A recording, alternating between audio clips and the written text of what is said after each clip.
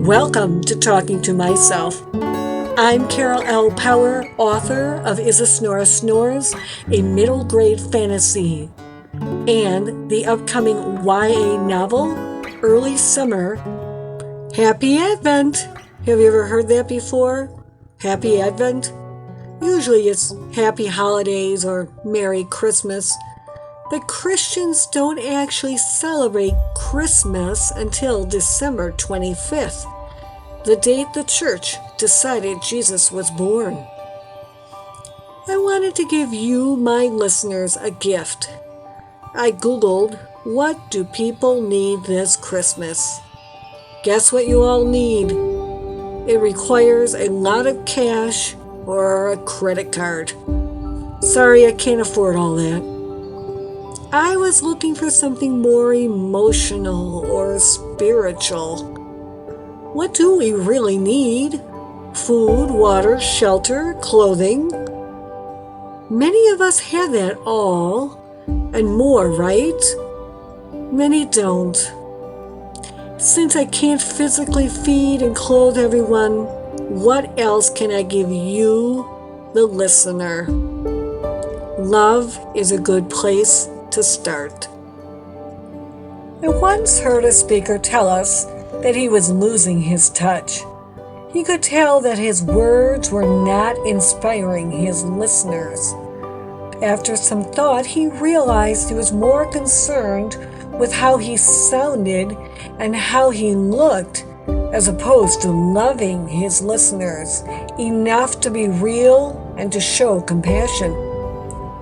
I think you know that I try to be real, that talking to myself is organic and certainly not perfect or smooth. What about compassion? How can I show you compassion? I think one way is to recognize that some of you are in a difficult place right now. Maybe you've lost a loved one this past year. Maybe some of you have lost a job or flunked out of college or experienced a breakup.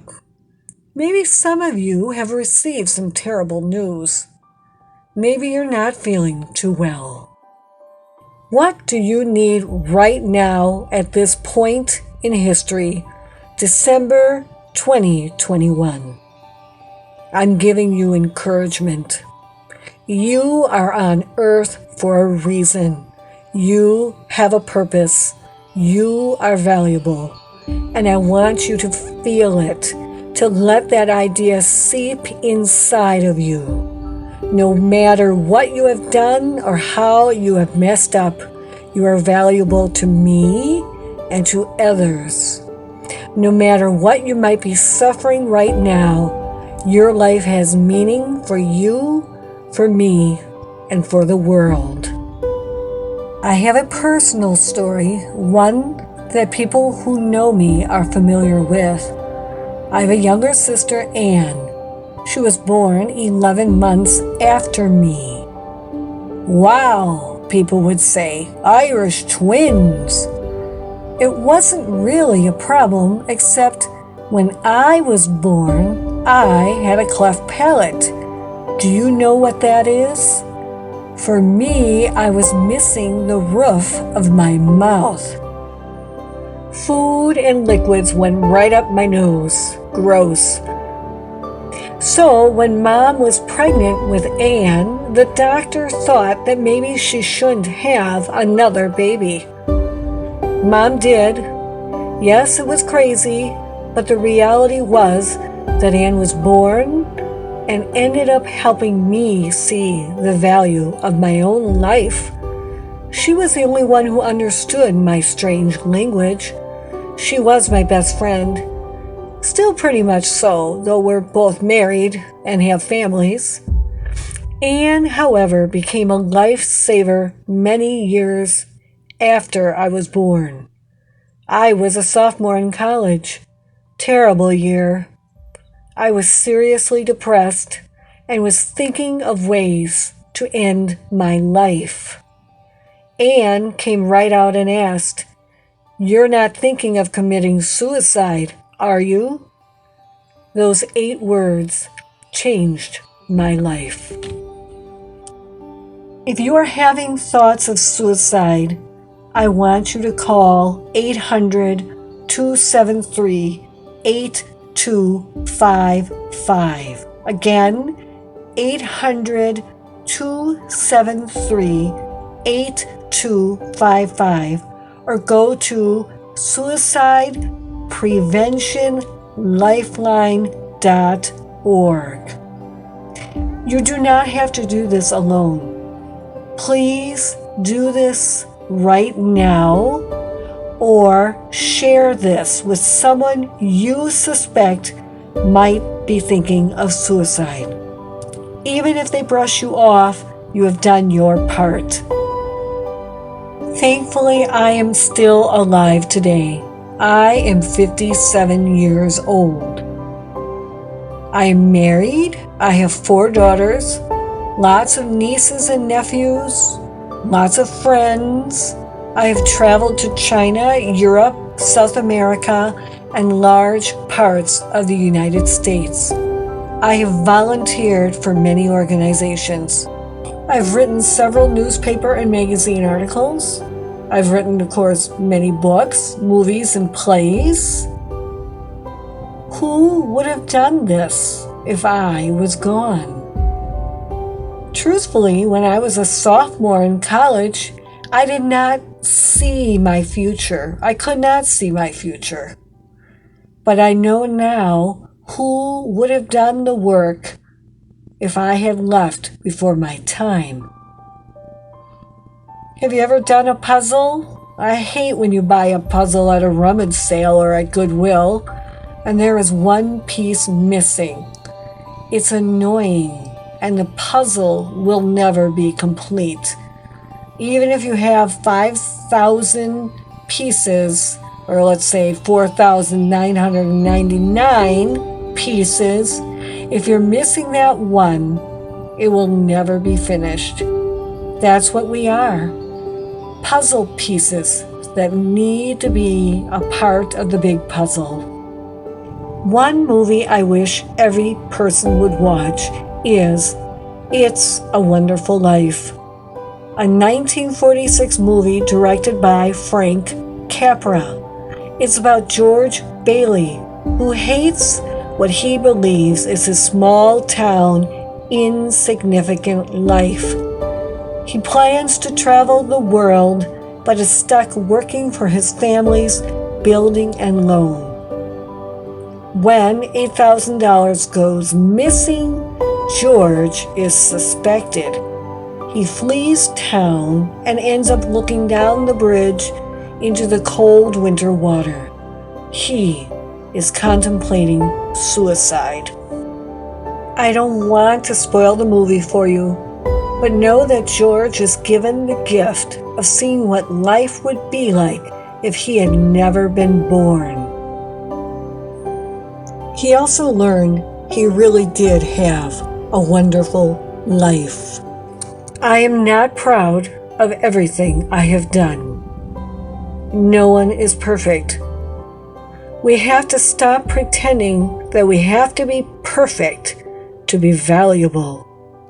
Sure, we should strive to be more patient and work at being kind, but despite our flaws, we are meant to be here. You are meant to be alive. I used to sell china and crystal at a department store in Racine. One of my favorite crystal was Waterford crystal made in Ireland. We were taught that if you wanted to know if you had an authentic hand-blown piece of crystal, you had to see a few imperfections. Imperfections are okay. They make you real. Another thing that makes us real are memories. Since this is a Christmas show, I wanted to share a happy Christmas memory. I also asked some of my former actors and guests if they would like to share a memory. Since I'm the host, we'll start with my memory. My most favorite Christmas memory was when I was a child. On Christmas Eve, we would turn on the television to see Santa Claus leave the North Pole. Mom would give us our baths, and after, we would put on our flannel nightgowns that my mother had sewn. They were so soft. Anne and I shared a bedroom. There were 6 kids in our small ranch-style house. Anne and I were giggling and talking about Santa Claus and what he would be bringing us. My brother Patrick rushed into our bedroom. "Did you hear that?" he asked. "What?" we said. "Santa," he whispered. "He's on the roof. Can you see the lights outside?" We looked out our window and swore we saw something. Patrick said we'd better get to sleep or Santa would not deliver our presents. Our eyes clamped shut. We held our breath. How long? I don't know, but for me, I thought if I wasn't breathing, Santa would think I was sleeping. We must have fallen asleep because we woke up the next morning to loads and loads of toys. Our next Christmas memory comes from Dawn Heath, the director of Join the Movement events at jtme.org. She was our special guest last month when we discussed human trafficking. Dawn, thanks for coming on to share your Christmas memory. My favorite Christmas memory, I have so many. My mom always instilled a love of Christmas in my brother and I when we were growing up, and every Christmas we would have another Christmas craft that we would do together, and that would go on the tree. Then when my brother and I became old enough to move out and have our own families, my mom gave us some of those ornaments that we had made when we were kids for our own trees.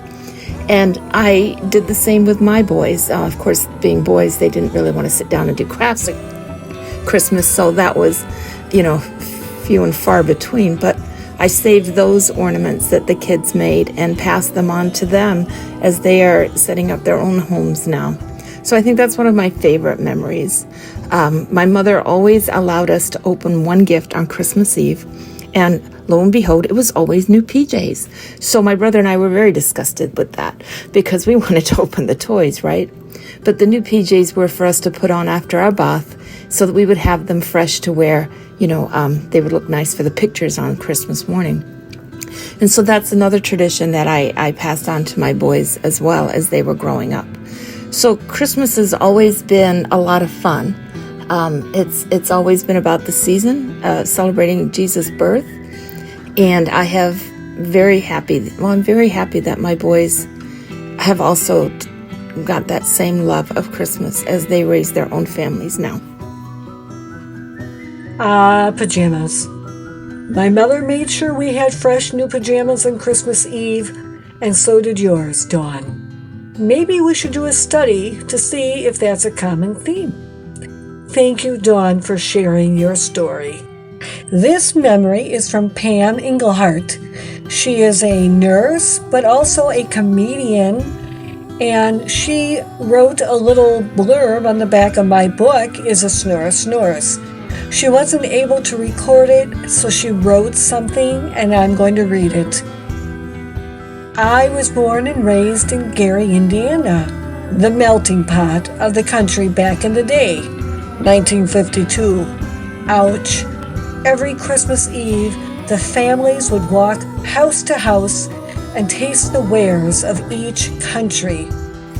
The adults would also sneak in a shot or a beer while the children played, ate, and sang Christmas carols. I was 6 years old, and I grew up with the people on my block. They even danced at my wedding, and eventually we moved on to Crown Point, Indiana. Believe it or not, to the same subdivision in another town. God bless all of them for this grand memory of love, caring, and belonging. The next one comes from Anne. She played Lady Rosalind for our Is a Snore Snores YouTube episodes. She is also my sister. Several Christmases ago, we were celebrating at my sister Mary Jane's house, and I brought my piano music with me and had a sing-along in her living room. All of my nieces and nephews can sing, as well as my sisters, and it was just a wonderful afternoon singing and spending time with those who I love. It was a memory I will never forget. Thank you, Anne. Music is, especially for those of us who can hear, a true memory maker. Another one of my favorite memories are the caroling parties we used to host at our family home in Sturtevant with my sisters and our friends. I took that memory to my family, and we host a caroling party almost every year. The girls invite their friends, and we have about 30 or 40 kids walking down the street, stopping at houses, and singing. We also sing at a local senior apartment complex. One year it snowed, and we sang in the town's band shell. They had it decorated for Christmas. Singing while it snowed was magical. We will close this month's show with songs from our caroling. Thank you for joining us. Merry Christmas and have a blessed 2022.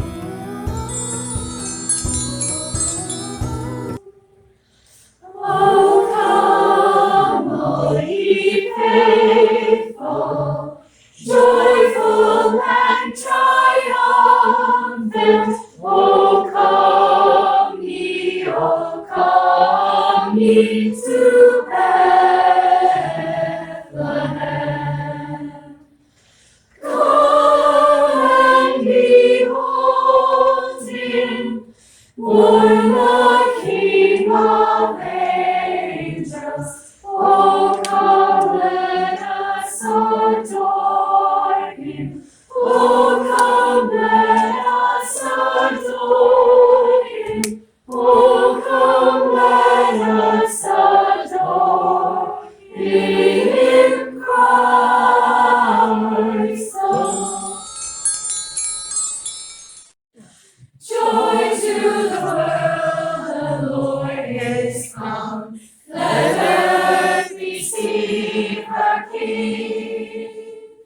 Let every heart prepare him room, and heaven and nature sing, and heaven and nature sing, and heaven and nature sing.